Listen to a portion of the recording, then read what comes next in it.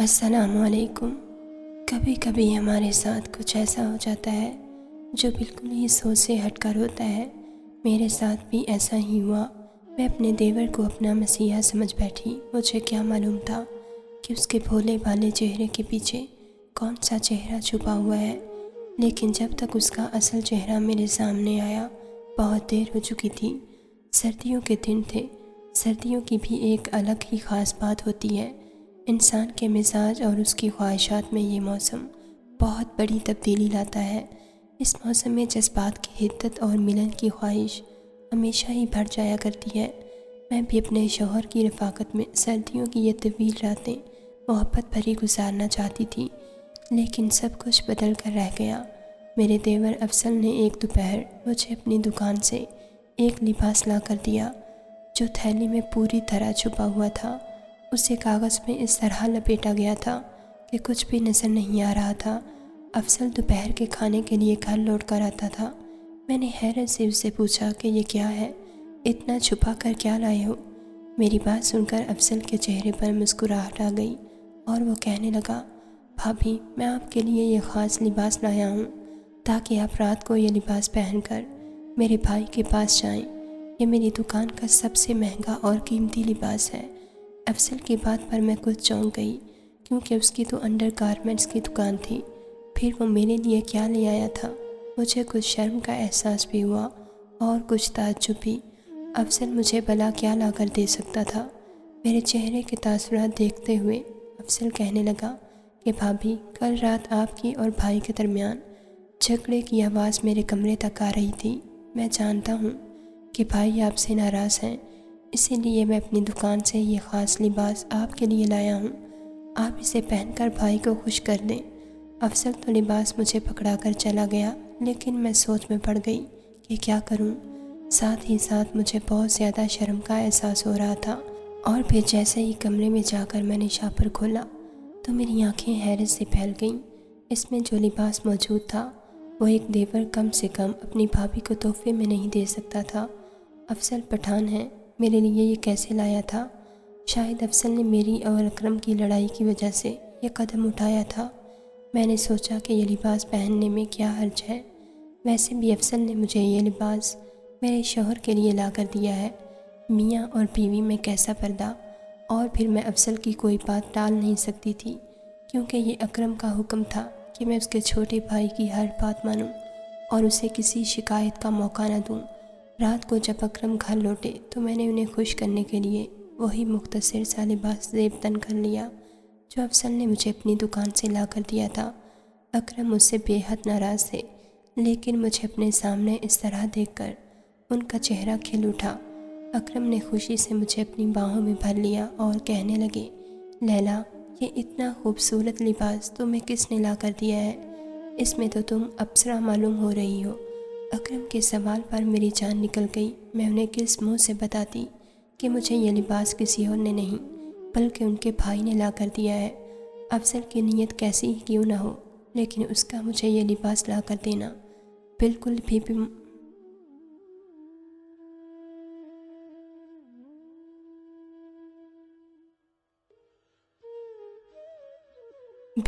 مناسب عمل نہیں تھا۔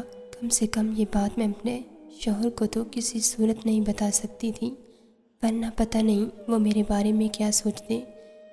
اسی لیے میں نے اکرم کی بات کا جواب دینے کی بجائے ان پر اپنی محبت نچھاور کرنا شروع کر دی۔ میں کسی بھی طرح اکرم کو منانا چاہتی تھی کیونکہ ان کی ناراضگی مجھے برداشت نہ تھی۔ میرے جذبات کے آگے وہ خود ہی اپنے سارے سوالوں کو بھول گئے اور انہیں یہ بھی یاد نہ رہا کہ وہ 2 دن سے مجھ سے کس قدر ناراض تھے اور میری شکل بھی دیکھنا نہیں چاہتے تھے۔ میں دل ہی دل میں افضل کی شکر گزار تھی، ورنہ اکرم جب بھی مجھ سے ناراض ہوتے تو ایک ہفتے تک بات نہ کرتے، لیکن آج تو پہلی رات ان کا موڈ بہتر ہو گیا تھا اور وہ مجھے اپنے سامنے اس روپ میں دیکھ کر ساری ناراضگی بھول گئے تھے۔ اگلے دن افضل ہمیشہ کی طرح صبح ہی گھر سے نکل گئے اور اکرم بعد میں سو کر اٹھا کیونکہ اس کی انڈر گارمنٹس کی دکان تھی جو صبح 12 بجے کے قریب کھلتی تھی۔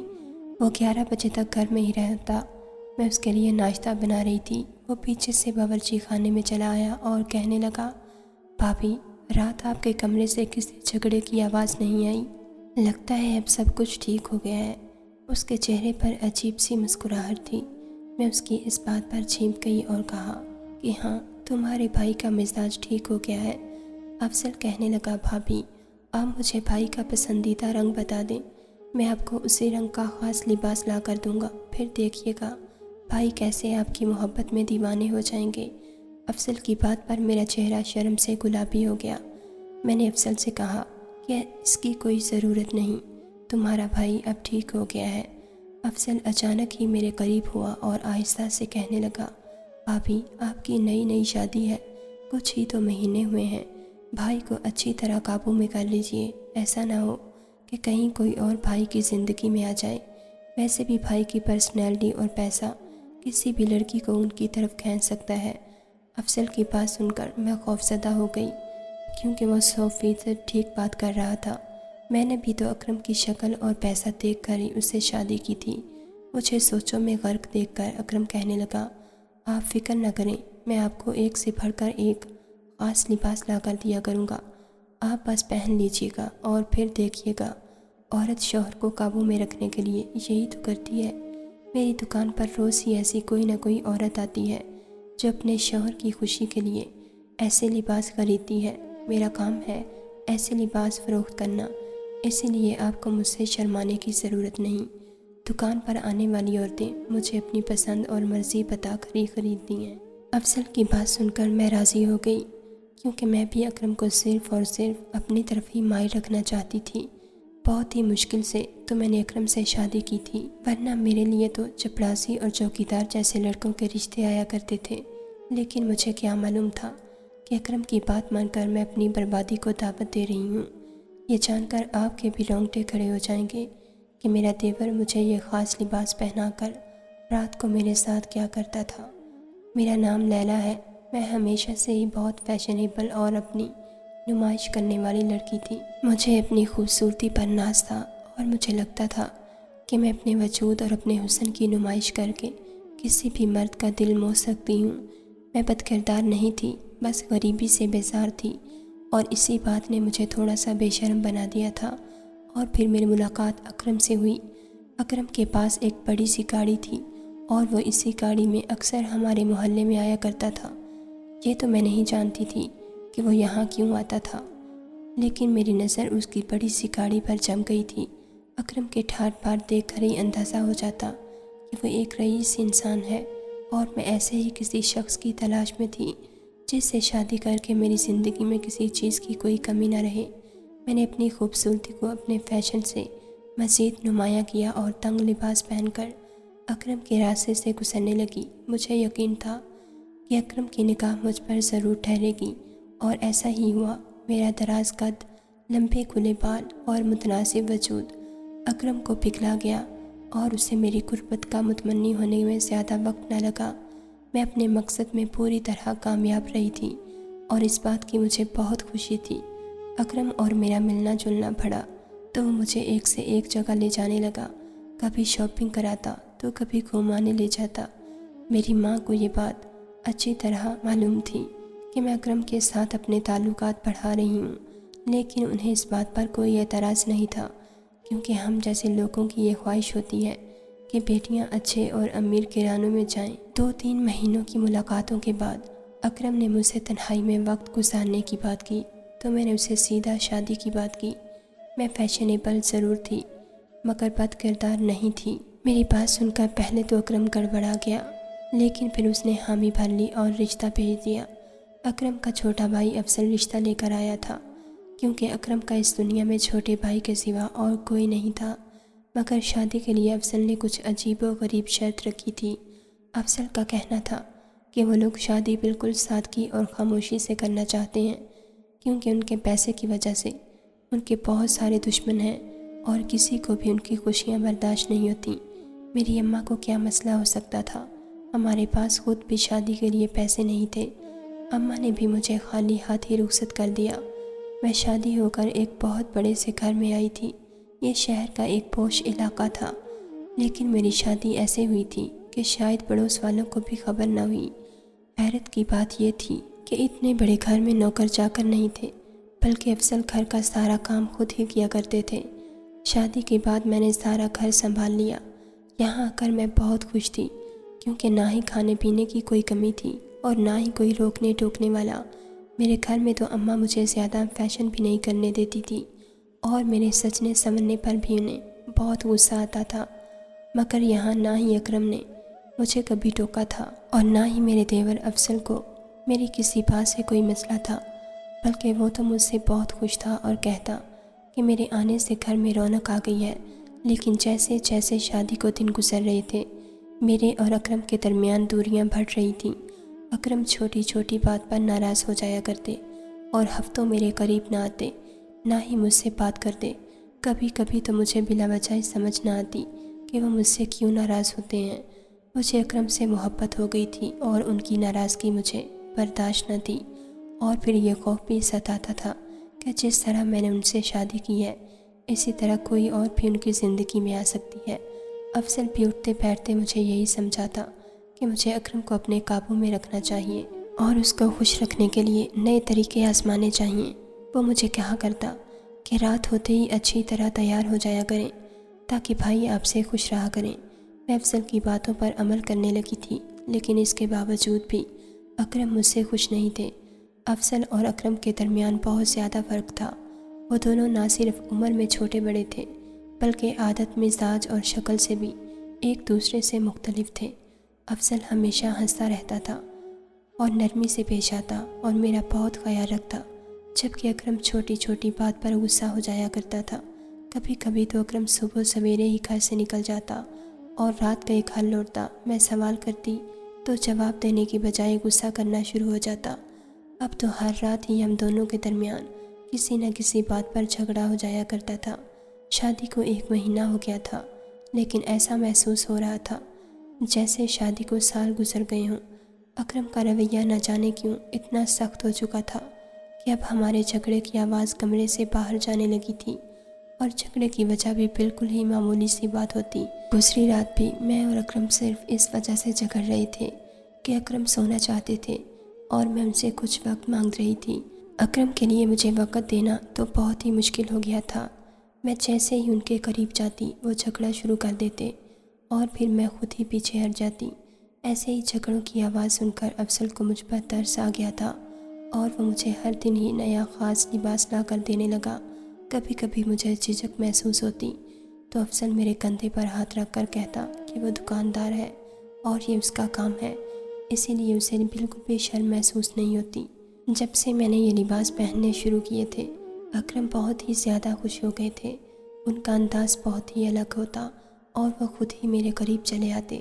جس طرح وہ میرے ساتھ محبت کا اظہار کرتے، میں حیران رہ جاتی، کیونکہ شادی کی رات بھی میں نے انہیں اس طرح محبت کرتے نہیں دیکھا تھا۔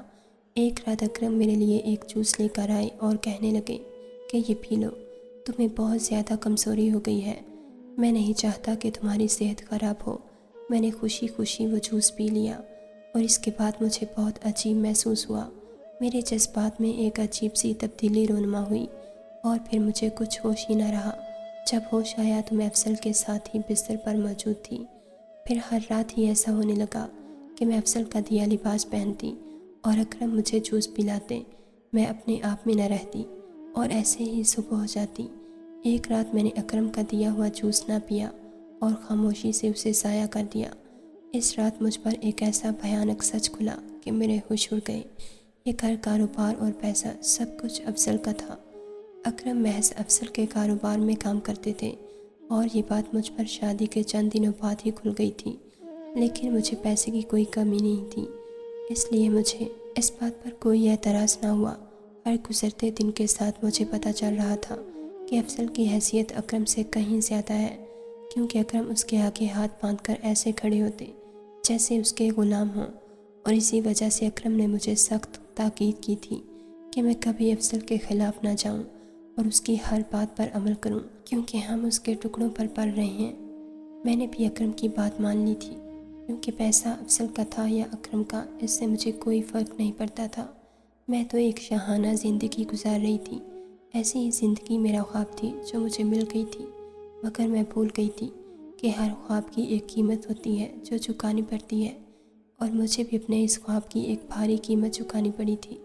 जिस रात मैंने वो शरबत ना पिया, मेरे जज्बात में तब्दीली रोनुमा ना हुई और मैं अपने होश में रहकर कुछ देर तो अकरम मेरे साथ वक्त गुजारते रहे और इसके बाद कमरे का दरवाज़ा खुला और अफजल कमरे में चला आया। मैंने जानबूझकर मदहोशी का नाटक किया हुआ था क्योंकि मैं अकरम को नाराज़ नहीं करना चाहती थी, लेकिन मुझे ये मालूम नहीं था कि मुझे कुछ ऐसा देखने को मिलेगा। अफजल के कमरे में आते ही अकरम मुझे छोड़कर पीछे हटा और हाथ बांधकर अफजल के सामने खड़ा हो गया। इसके बाद जो कुछ अफजल ने कहा वह सुनकर मेरे कानों से धुआं निकलने लगा। कुछ ही लम्हों में अकरम कमरे से निकल गया और अफजल बिस्तर पर आकर मनमानी करने लगा। अफजल का ये रूप मेरे लिए बहुत ही भयानक था और यह सब बर्दाश्त करना भी मुमकिन नहीं था, इसीलिए मैं फ़ौरन ही उठ गई और उसे धक्का दे दिया। मुझे होश में देखकर पहले तो अफजल हैरान हुआ और फिर मुस्कुराकर कहने लगा, अच्छा हुआ भाभी जी, आप खुद ही सारा सच जान गई हैं। अब हमें ज़्यादा परेशानी नहीं होगी और सारा काम बहुत अच्छी तरह होगा। मैंने हकलाते हुए अफजल से पूछा कि कौन सा काम। खौफ से मेरे सारे जिस्म से पसीना बह रहा था। अफजल हंसते हुए कहने लगा कि इतने बड़े घर में इतनी शाहाना ज़िंदगी ऐसे ही तो नहीं मिल गई। हर चीज़ की एक कीमत होती है और तुम्हें यह सब कुछ तुम्हारी खूबसूरती के बदले मिला है। अफजल ने अकरम से जो बात की थी उसके बाद इतना तो मैं जान ही गई थी कि अफजल और अकरम भाई नहीं हैं, बल्कि अकरम अफजल का नौकर है, वो अकरम का ड्राइवर है और सारा दिन उसी के कामों से घर से बाहर रहता है। मेरे साथ भी वैसा ही बर्ताव करता है जैसा अफजल चाहता है, लेकिन अफजल जिस काम की बात कर रहा था वो मुझे अभी भी मालूम नहीं था। और फिर आहिस्ता आहिस्ता अफजल ने मुझे बताना शुरू किया कि उसकी अंडर गारमेंट्स की एक दुकान है जिससे वो अच्छा खासा पैसा कमाता है, लेकिन उसका असल कारोबार कुछ और है। अफजल ख़ास लिबास पहनी औरतों की तस्वीर और वीडियोस बहुत सारी वेबसाइट्स को फ़रोख्त करता है और लाखों डॉलर्स कमाता है। अकरम को उसने अपना मुलाजिम इसीलिए रखा हुआ है क्योंकि अकरम एक खूबसूरत और लंबा चौड़ा मर्द है और उसे देखकर लड़कियां बहुत ही आसानी से जाल में फंस जाती हैं। आज तक अकरम और अफजल ने मिलकर कई लड़कियों को फंसाया है और अकरम हमेशा बिना शादी के ही इन लड़कियों की ऐसी नासेबा तस्वीर और वीडियोस हासिल करता रहा है। लेकिन जब मैंने बगैर शादी के उसे तन्हाई में कोई मौका न दिया तो मजबूरन उसने अफजल को रिश्ता देकर घर भेज दिया। हमारे घर आने के बाद अफजल ये बात अच्छी तरह जान गया कि हम बहुत गरीब लोग हैं और पैसे की खातिर है मैं शादी कर रही हूँ, तो उसने निकाह जैसे रिश्ते को भी अपने घनाने कारोबार का हिस्सा बना लिया और मेरा और अकरम का निकाह करवा दिया। शादी इतनी खामोशी से हुई थी कि किसी को भी खबर न लगी। अफजल चाहता था कि मैं खामोशी से इसके घर आ जाऊं। अफजल के बाद वो मेरी और अकरम की हर रात की वीडियो बना ले, लेकिन शादी के बाद मेरी और अकरम की खलवत की जितनी भी वीडियोस उसे हासिल हुई वो ज़्यादा अच्छे दामों में फ़रोख्त ना हो सकी क्योंकि मेरा लिबास ख़ास ना होता और ना ही मेरे जज्बात ऐसे होते जो ग्राहकों को मुतासिर कर सकें। इसीलिए अफजल के कहने पर अकरम ने बहाने से मुझसे झगड़ा करना शुरू कर दिया और फिर अफजल ने इसी बात को मुद्दा बनाकर मुझे ख़ास लिबास लाकर देने शुरू कर दिए जिस तरह की वेबसाइट पर डिमांड थी। मैं बेवकूफ़ ये समझती रही कि अफजल मेरे और अकरम के रिश्ते को समझाना चाहता है, लेकिन वो तो अपने ही कारोबार को बढ़ा रहा था। और फिर मुझे नशे की दवाइयाँ देकर अफजल मेरी और अकरम की हर रात की वीडियोस हासिल करके आगे भेजता रहा, लेकिन इसी बीच उसकी अपनी नीयत ही मुझ पर ख़राब हो गई और जिस रात उसका दिल चाहता वो मेरे कमरे में चला आता। मेरा शौहर अकरम अफजल का एक मोहरा था और ये निकाह महज दिखावे के लिए किया गया था। मैं उनके हाथ लगी सोने के अंडा देने वाली मुर्गी थी जिससे वो सारी ज़िंदगी फ़ायदा उठाना चाहते थे। मैं अपनी कम इल्मी और नाअहली की वजह से बहुत बड़ी चोट खा चुकी थी और इस बात का एहसास मुझे बहुत देर से हुआ था। न जाने अब तक वो लोग मेरी कितनी वीडियोस फ़रोख्त कर चुके थे। अफजल ने मुझे बताया था कि मेरी वीडियोस अरब ममालिक में फ़रोख्त हुई हैं और बहुत महंगे दामों फ़रोख्त हुई हैं। वो बहुत ही बेगैरती से कहने लगा कि अब जब तुम सच जान गई हो तो अपनी खुशी से हमारे काम में हिस्सेदार बन जाओ। हम तुम्हें पैसों में नहला देंगे और तुम ऐसे ही हर रात वीडियो बनाती रहना। अफजल की बात सुनकर मैंने उसके चेहरे पर थूक दिया। मैं गरीब ज़रूर थी और लालची भी, लेकिन ऐसी बेगैरती और बेहयाई का तसव्वुर भी नहीं कर सकती थी। मैं शादी करके अमीर होना चाहती थी, لیکن اپنا وجود بیچ کر پیسے نہیں کما سکتی تھی۔ میری اس حرکت پر افضل کو طیش آ گیا اور وہ مجھے مارنے کے لیے آگے بڑھا تو میں بھاگنے لگی۔ اکرم کو افضل نے کسی کام سے باہر بھیجا ہوا تھا۔ ان کے کالے دھندے کی وجہ سے وہاں پر نوکر نہیں تھے، اسی لیے مجھے وہاں سے بھاگ نکلنے میں پریشانی نہ ہوئی۔ میں اندھا دھند بھاگتی چلی گئی۔ مجھے لباس تبدیل کرنے کا بھی وقت نہیں ملا۔ میں وہی خاص لباس پہنے ہوئی تھی۔ میرے وجود پر بس چادر لپٹی ہوئی تھی جو میں نے بھاگتے بھاگتے بستر سے کھینچ لی تھی۔ رات کے اندھیرے میں کستے پڑھتے میں کس طرح اپنے گھر پہنچی، مجھے کچھ ہوش نہ تھا، لیکن میں اپنی ماں کے قدموں میں پہنچ کر بہت زیادہ روئی تھی۔ میری ماں میری ایسی حالت دیکھ کر پریشان ہو گئی اور پھر میں نے روتے روتے اپنی ماں کو سارا سچ بتا دیا تھا۔ میری ماں نے مجھے گلے سے لگایا اور کہنے لگی اس کی بھی غلطی ہے کہ اس نے بنا سوچے سمجھے ایک انجان مرد سے میری شادی کر دی۔ افضل اور اکرم میرے پیچھے میرے گھر تک نہیں آئے تھے کیونکہ میں انہیں اچھے خاصے پیسے کما کر دے چکی تھی اور اب شاید کوئی اور لڑکی ان کا ہدف تھی۔ ہمارے پاس نہ ہی پیسہ تھا اور نہ ہی پیچھے کوئی ایسی سپورٹ جو ہم ان دونوں کا مقدمہ درج کراتے اور تھانے کے چکر کاٹتے۔ میری ماں نے مجھے خاموشی سے چار دیواری میں زندگی گزارنے کا مشورہ دیا اور میں اپنی ماں کی بات مان گئی کیونکہ میں جانتی تھی کہ یہاں انصاف لینا اتنا آسان نہیں۔ لیکن ہر رات میں ایک کرب میں گزارتی تھی کہ میری نازیبہ ویڈیوز نہ جانے کہاں کہاں کن لوگوں کے پاس جا چکی ہیں اور لوگ کس طرح مجھے دیکھ رہے ہیں۔ کبھی کبھی میں سوچتی ہوں کہ پہلے دور میں گناہ کرنا کتنا مشکل تھا۔ لوگوں کو بدکاری اور زنا کرنے کے لیے طوائفوں کے گھر جانا پڑتا تھا، لیکن اب تو موبائل اور انٹرنیٹ کے ذریعے انسان اپنے ہی گھر میں زنا جیسا گناہ کر سکتا ہے۔ زنا صرف وجود کا ہی تو نہیں بلکہ آنکھوں کا بھی ہوتا ہے، اور آج کل آنکھوں کا زنا بہت ہی عام ہو چکا ہے۔ ہر کوئی اپنے موبائل اسکرین کے ذریعے آنکھوں کا زنا کرنے میں مشغول ہے اور اس بات سے بے خبر ہے کہ وہ کس قدر بڑے گناہ میں مبتلا ہے۔ میری سب سننے والوں سے گزارش ہے کہ اس طرح کی نازیبہ اور فحش ویڈیوز نہ دیکھا کریں کہ جس کی وجہ سے آپ خود کو زنا جیسے گناہ میں حصہ دار بننے دیں، اور کوئی بھی ماں باپ اور لڑکی بنا سوچے سمجھے کسی بھی انجان پر بھروسہ نہ کرے، کیونکہ یہ آخری زمانہ ہے جہاں اس طرح کی بے حیائی بہت عام ہو چکی ہے۔ میرا خاموش ہو کر گھر میں بیٹھ جانا کیا میرا صحیح فیصلہ ہے؟ کیا افضل اور اکرم جیسے مجرموں کو کبھی سخت سزا بھی مل سکتی ہے؟ کیا ایسا کوئی طریقہ ہے جس سے میری نازیبہ ویڈیوز کو ڈیلیٹ کیا جا سکے؟ اگر آپ کو ایسا کوئی طریقہ معلوم ہو تو کمنٹس میں بتا کر میری مدد ضرور کیجیے گا۔ ناظرین، اگر آپ کو ہماری ویڈیو پسند آئی ہے تو لائک ضرور کیجیے اور ایسی مزید ویڈیوز دیکھنے کے لیے ہمارے چینل کو سبسکرائب کر لیجیے۔